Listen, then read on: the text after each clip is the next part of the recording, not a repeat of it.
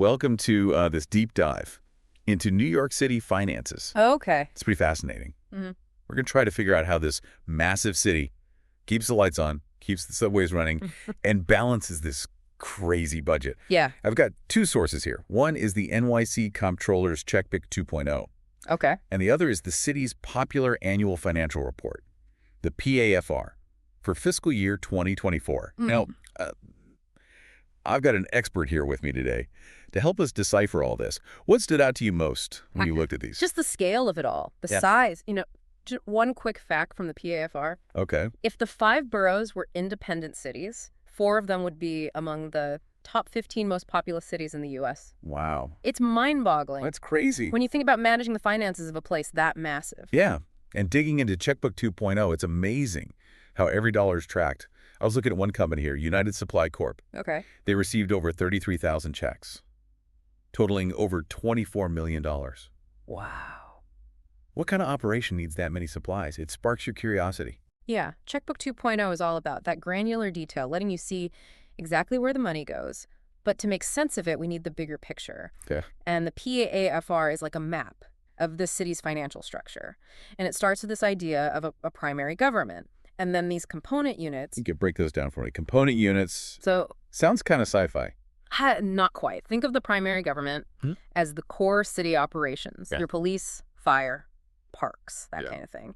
And then you've got these semi-independent entities, the component units, that still report back financially. The housing authority is a good example. So it's like they're part of the city family, but with their own checkbook. Exactly. The PAFR calls those blended component units. Right. Their finances are essentially baked into the cities. Then you've got discretely presented units like the Economic Development Corporation. Okay. They have more independence, so their financials are reported separately. So to use a business analogy, it's like some departments are fully integrated, while others are more like subsidiaries. Yeah, a perfect way to put it. It's all about levels of financial entanglement and how that impacts the city's reporting. Okay. Now, on the subject of money, the PAFR points out that New York City rakes in a huge amount from real estate taxes, over $32 billion. That's a massive chunk of change. But even with all that real estate money flowing in, the city still needs other income sources, right? It does. It does. The PAFR mentioned something about program revenues and general revenues. Right, it's like a diversified investment portfolio. Program revenues are those targeted funds generated by specific services. Think parking permits or tuition at city colleges. Okay. They're earmarked for that specific program. So it's like a user fee. You pay for the service you use. Exactly. What about general revenues? Those are the workhorses Yeah. of the city budget, mainly coming from taxes, Okay. property, income sales, the whole shebang. This money goes into a big pot Yeah. to fund all those essential services we rely on. Now let's talk about the flip side. Expenses. I nearly choked on my coffee when I saw that the city's expenses jumped by over $15 billion between 2023 and 2024. What on earth is driving such a massive increase? It's not just one thing. It's a perfect storm of factors. The PAFR dives into the main culprits: general government expenses, education, and social services. Makes sense. Those are huge areas. But what specifically is driving up the costs within those categories? Absolutely. Can we break those down a bit further? Take general government expenses. A significant chunk of that increase is linked to the influx of asylum seekers. Wow. Then you have education, where rising costs are tied to things like collective bargaining agreements, increased special education needs, and the expansion of charter schools. Okay. It's a domino effect. Yeah. One change triggers a ripple of impacts.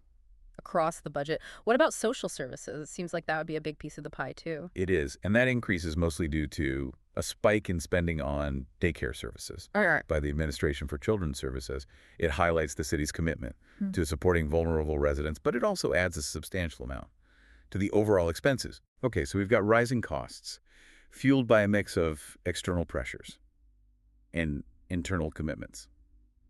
How does the city keep its financial ship afloat with all these rising costs? That's where bond ratings come in, Huh. and the PAFR stresses their importance. Okay. It's like a credit score for cities. A good bond rating means lower interest rates when the city needs to borrow money. So it's like having good credit. It opens up better financial opportunities Exactly. and saves money in the long run. I guess it's all about managing debt responsibly, Precisely. even for a city as big as New York. And on that note, let's shift gears and zoom in on the boroughs. Okay. Remember that mind-blowing fact about their potential as independent cities. Yeah, that was crazy. The PAFR actually breaks down their economic contributions in fascinating detail. So each borough has its own vibe. And economic scene, does the PAFR get into those specifics? Oh, absolutely. It dives into employment figures, Yeah. showcasing the dominant industries. In each borough, Manhattan is still the financial king, but Brooklyn is booming with tech and creative fields. It's like they're competing for different slices of the economic pie. I can just imagine those borough presidents battling it out for the biggest slice. It's fascinating to see how those microeconomies feed into the larger citywide picture.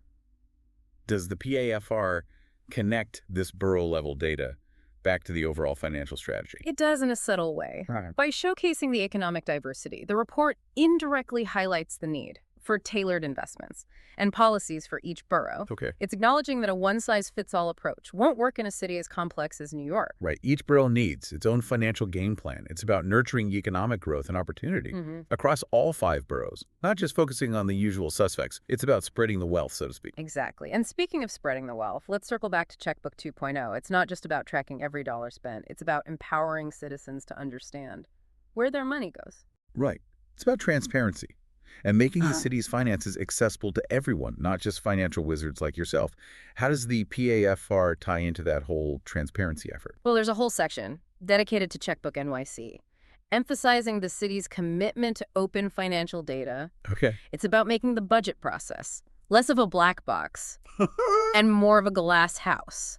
That's a fantastic initiative. It makes you feel like you're actually part of the conversation. It is. It's about fostering a sense of ownership and responsibility, acknowledging that the city's finances are everyone's business, and that's what makes this deep dive so important. It's about giving you the tools to understand and engage with the financial heartbeat of New York City. This has been an eye-opening look into the city's financial machine, from deciphering component units to uncovering the story behind those skyrocketing expenses. You've only scratched the surface. But before we move on, I'd love to get your perspective on something. We've seen how the city balances its books, but what about the bigger picture? How does a city like New York, with its ever-growing needs and a diverse economic landscape, ensure long-term financial sustainability? That's the million-dollar question. And it's one we'll be diving into as we continue this deep dive. The PAFR offers some clues, some warnings, and some potential paths forward, so buckle up, because things are about to get even more interesting.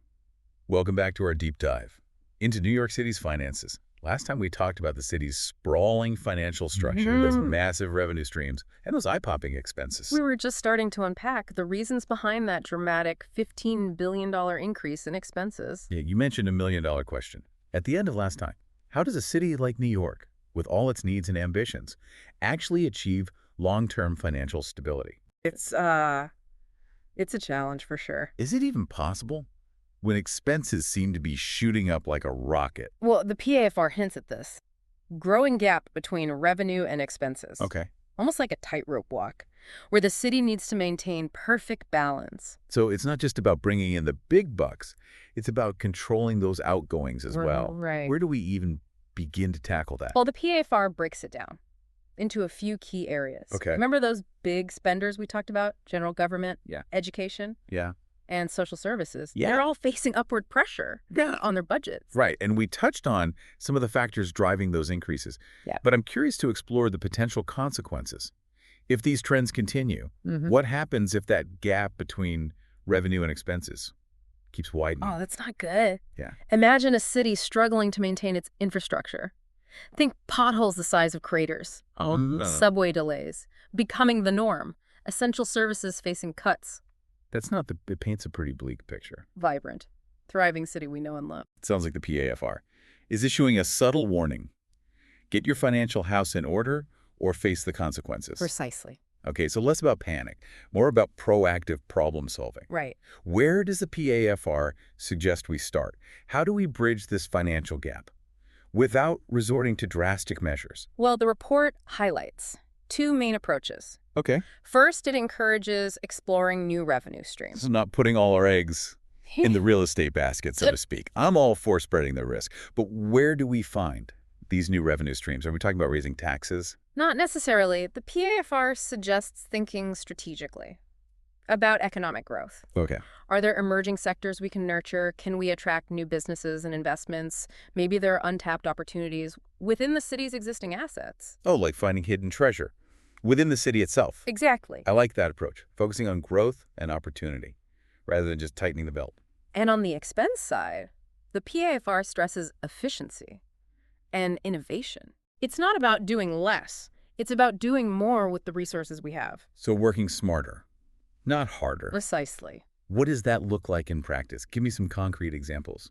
Think about leveraging technology to streamline services, cutting down on bureaucratic red tape, and maybe even sharing resources across different agencies to avoid duplication.